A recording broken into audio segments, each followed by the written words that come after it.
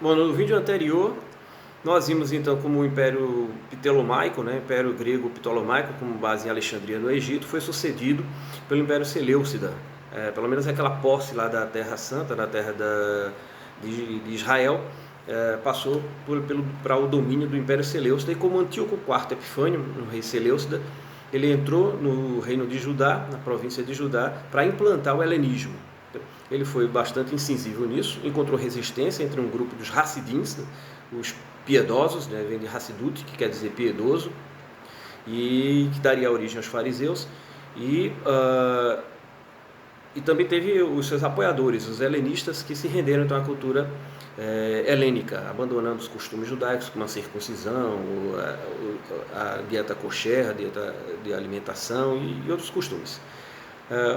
O ápice disso aconteceu quando em 167 Antíoco IV ele profanou o templo, o segundo templo, entrou no templo e sacrificou no altar um porco, que é um animal tido como impuro para a lei de Moisés, impuro para o judaísmo. E ele vai sacrificar ali um porco. Isso aí fez com que eclodisse uma revolta entre os judeus, principalmente entre os Hassidins. Então, os grupos de sacerdotes, eles sob a liderança de Matatias Asmon, eles se revoltaram e miraculosamente eles expulsaram os gregos seleucidas da província de Judá e restabeleceram então o domínio sobre aquela região.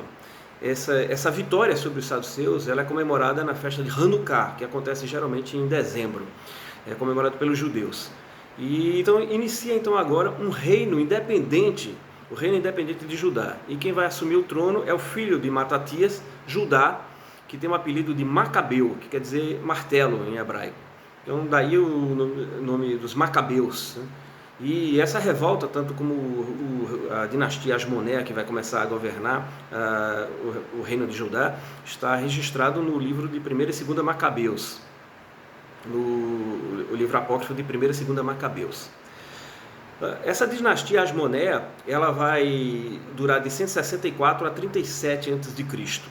E passaram-se então vários reis descendentes de Matatias Asmon, por isso que é a dinastia Asmonéa, que vem do seu sobrenome Asmon, ou então dinastia dos Macabeus.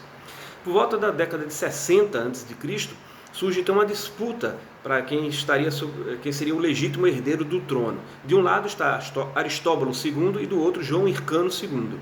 Então, como eles não chegavam a uma decisão, havia esse impasse, João Hircano pede ajuda ao Senado romano que mande um árbitro para tomar uma decisão sobre quem deveria assumir o trono do reino de Judá. E eles mandam o general Pompeu.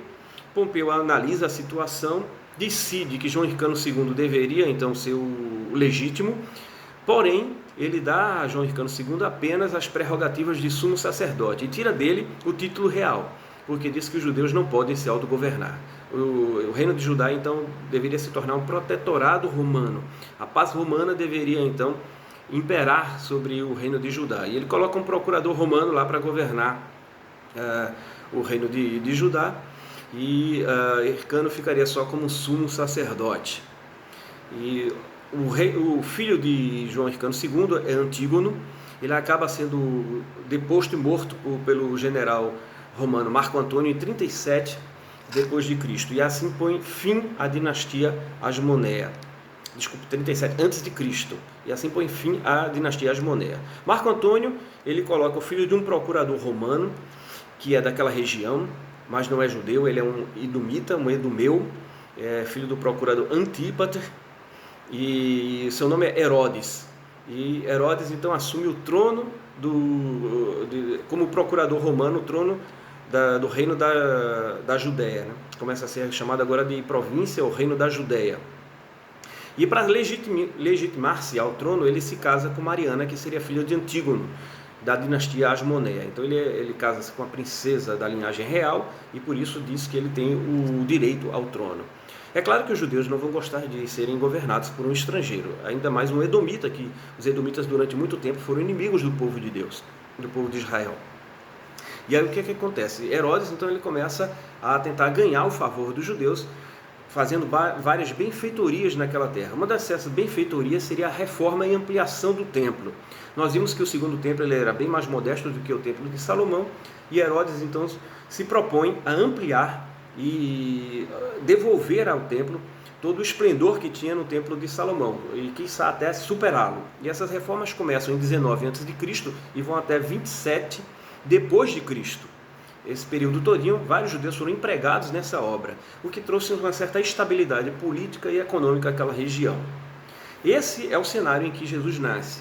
É essa Judéia, província da Judéia, dominada pelo Império Romano. Eles dividem a província da Judéia, que fica com aquela região que seria mais ou menos o território do reino de Judá, a província da Samaria, que seria mais ou menos o território, uma parte do território do reino de Israel, e a província da Galileia, mais ao norte, que é a circunvizinhança do lago de Quinerete, ou lago ou mar da Galileia, que também faria parte do território do antigo reino de Israel. Então, esse é o cenário do nascimento de Cristo. E assim vai, esse ambiente mais ou menos pacífico, né? Há alguns focos de rebelião, principalmente por dois partidos políticos judaicos, com causa de libertação do jugo romano, que seriam os sicários e os zelotes, e eles vão fazendo uma emboscada aqui, um ataque ali, mas nada tão grave. Até que em 66 depois de Cristo eclode a primeira revolta judaica. A reforma no templo já havia acabado em 27, muitos judeus que estavam empregados naquela obra se tornam desempregados e eles então incorporam as fileiras dos revoltosos. E em 66 então eclode essa rebelião. Essa rebelião toma proporções tremendas que o Império Romano, o imperador, manda um dos seus generais, Tito, para abafar então a rebelião. Tito, que mais tarde vai se tornar também imperador romano, ele chega naquela região e em 70 depois de Cristo ele destrói completamente Jerusalém, destrói o templo de Jerusalém, o templo de Herodes, né, que fazia só 50 anos que havia acabado a sua reforma, e aniquila boa parte da população. Então muitos judeus são crucificados, muitos judeus são mortos, o remanescente é escravizado e mandado para Roma e para outras províncias do Império Romano, e muitos fogem também. Então ali acontece a primeira diáspora dos judeus. Então há um esvaziamento de judeus naquela região da Judéia. E assim fica aquela região devastada, até que em 115, 117 ocorre a segunda rebelião judaica. Jerusalém havia sido reconstruída, mas não mais como uma cidade judaica, agora como uma cidade latina, com o nome pagão, Aelia Capitolina.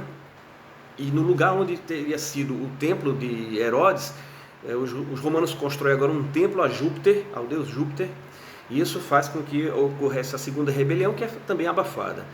A terceira rebelião, também de proporções importantes, aconteceu por volta de 132 depois de Cristo, com um judeu chamado Simão Bar Corba, que para seus seguidores era o Messias, que viria para libertar os judeus do jugo romano. Então ele começa essa rebelião. O imperador romano na ocasião era Adriano, e ele manda seus generais para abafar aquela rebelião e acabar de uma vez por todas com a presença judaica naquela região, para que não houvesse mais focos de rebelião. Então a rebelião ela dura de 132 a 135 depois de Cristo. Em 135 depois de Cristo, então os judeus são derrotados, os líderes da rebelião são assassinados e a população remanescente judaica ela é expulsa daquela região. Baixa-se um decreto por Adriano que qualquer judeu que entrar naquela região ele deveria ser morto. Não deveria ter presença nenhuma de judeus naquela região. Inclusive ele muda o nome da província. Era a província da Judéia, em alusão ao reino de Judá, os judeus, e agora se torna a província da Síria-Palestina. A Síria faz alusão ao povo da Síria, na região acima da Galileia, e a Palestina, na verdade, é a Filisteia. Os filisteus que naquele momento ainda habitavam o sul de Judá, na faixa de Gaza e o Negev, que é o deserto ao sul da região de Judá. E Palestina, na verdade, é Filisteia em latim. Então, a partir de então é que aquele território começa a ser chamado de território da Síria-Palestina, ou somente província da Palestina, terra da Palestina. Começa a partir daí, de 135 depois de Cristo. E assim vai durante esse período romano, de ocupação romana. Os romanos eles são cristianizados, né? Constantino ele dá o edito de tolerância, Teodósio torna o cristianismo religião oficial do Império Romano. E acontece então a divisão também do Império, né? Na época de Constantino, o Império ocidental com capital em Roma, o Império Oriental com capital em Bizâncio, na Turquia, que se torna Constantinopla, a cidade de Constantinópolis, Constantinopla. E surge então o Império Bizantino, porque Constantinopla era Bizâncio antes de se tornar Constantinopla, né? E a Palestina, então, ela se torna parte do Império Palestino. Muitos palestinos abandonam a religião pagã, a religião filisteia, né, de adoração a Dagon, aos deuses cananeus também, como Baal, como Moloque, e adotam então o cristianismo bizantino como religião. Então, nesse período, é um período em que os palestinos em massa começam a se converter ao cristianismo bizantino. O próximo passo vai acontecer então em 621, quando o profeta Maomé, ele já tinha começado então o islamismo, ele está em Meca, e conta a Sura 17 do Alcorão, que certa noite ele estava em Meca, quando ele é transportado miraculosamente pelo anjo Gabriel de Meca a Jerusalém. Ele desce em Jerusalém, onde hoje é a mesquita de Al-Aqsa, para de lá ele viajar aos céus. Ele vai fazer uma viagem aos céus para se encontrar com os profetas antes do Islã. Essa viagem de Meca a Jerusalém é chamada Al-Isra, que é a viagem noturna, e o traslado de Maomé ao céu de Al-Miraj, que é a viagem que ele faz aos céus. Por causa disso, Jerusalém se torna um local sagrado para o Islã também, para os muçulmanos. E em 691, o califa Omar, os califas eram os sucessores de Maomé, Omar foi o segundo califa, então ele com o intuito expansionista do islamismo, ele invade a Palestina e principalmente domina sobre Jerusalém, porque Jerusalém é tida então como uma cidade sagrada por causa da Al-Miraj, essa viagem celestial do profeta Maomé. O Império Bizantino então ele tem o domínio sobre a Palestina de 324 até 638 depois de Cristo, e a partir de 638 então começa então a invasão árabe. Em 691 o califa Omar toma Jerusalém.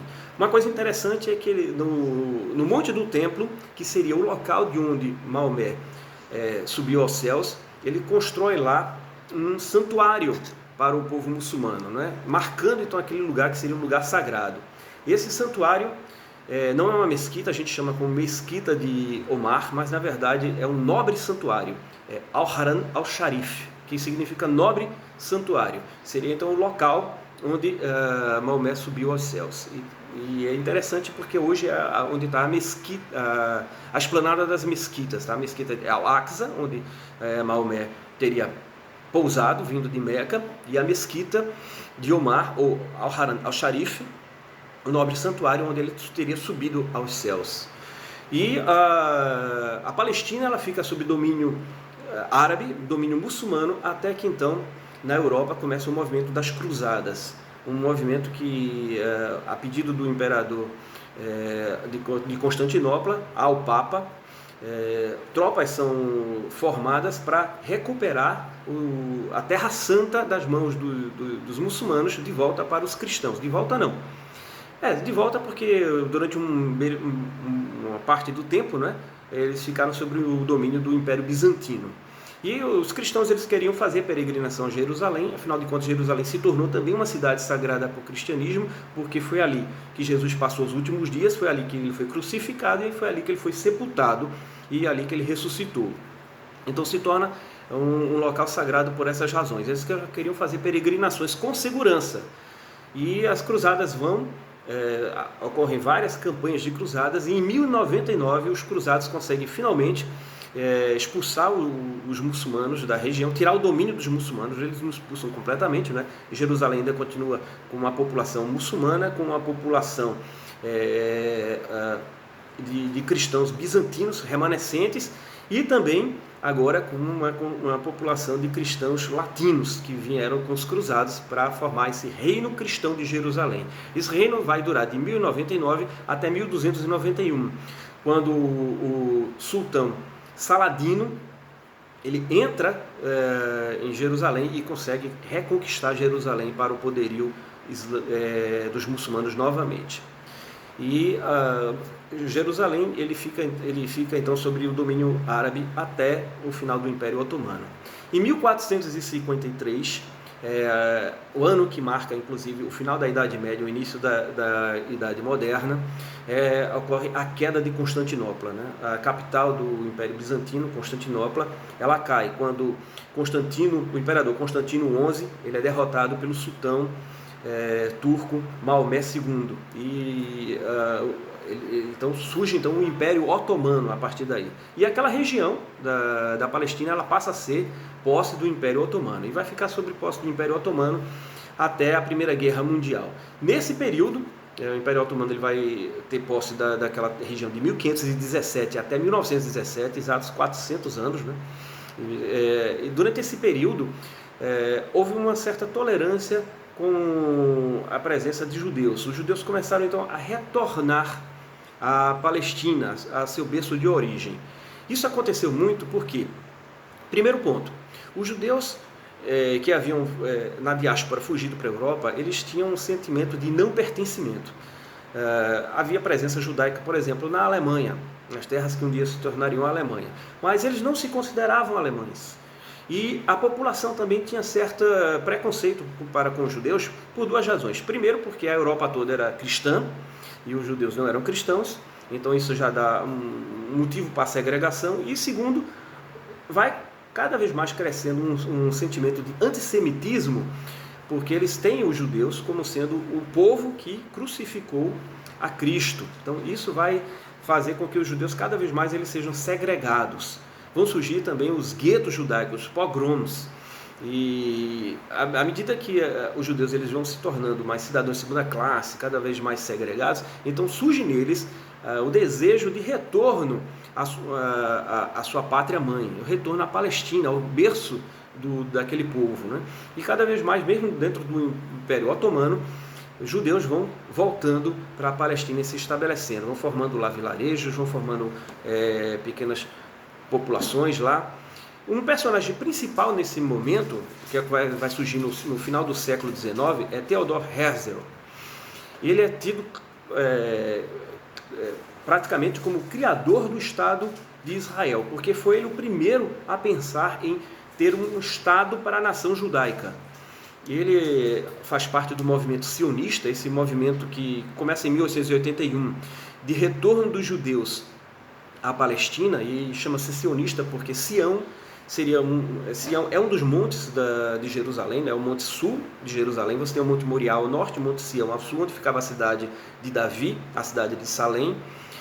E também os judeus chamam de Sião toda aquela região de Jerusalém. Por isso é um movimento sionista, é um movimento de retorno à Palestina. Então, cada vez mais judeus estão indo para lá, formando pequenas populações. A presença judaica vai aumentando na Palestina. E isso vai fazer com que, quando surgiu a Primeira Guerra Mundial, que foi de 1914 a 1918, já tinha bastante judeus na Palestina. Durante a Primeira Guerra Mundial, o Império Otomano tomou partido pelos alemães. E os aliados contra os alemães, né? Os alemães acabam perdendo a Primeira Guerra Mundial, e os aliados eles começam a fomentar entre os povos árabes da Palestina o desejo de terem uma nação árabe independente do Império Otomano, se os árabes, se tornassem aliados para derrubar o Império Otomano. E que de fato os árabes ajudam então os aliados a derrubarem o Império Otomano, que é aliado dos alemães. E o que acontece é que com o final da Primeira Guerra Mundial rui o Império Otomano, e aquela região, então, ela fica livre, ela não pertence mais ao Império Otomano. Porém, ela não se torna autônoma e independente de imediato. Surgem então dois mandatos europeus naquela região, um mandato britânico e um mandato francês, com a intenção de desenharem as futuras nações árabes naquela região. E como a presença judaica já era muito forte também, surge também o desejo e o anseio de se criar também um Estado judeu naquela região, a região que era o berço dos judeus, a região que um dia pertenceu ao reino de Judá. E esse é o cenário entre a Primeira e a Segunda Guerra Mundial.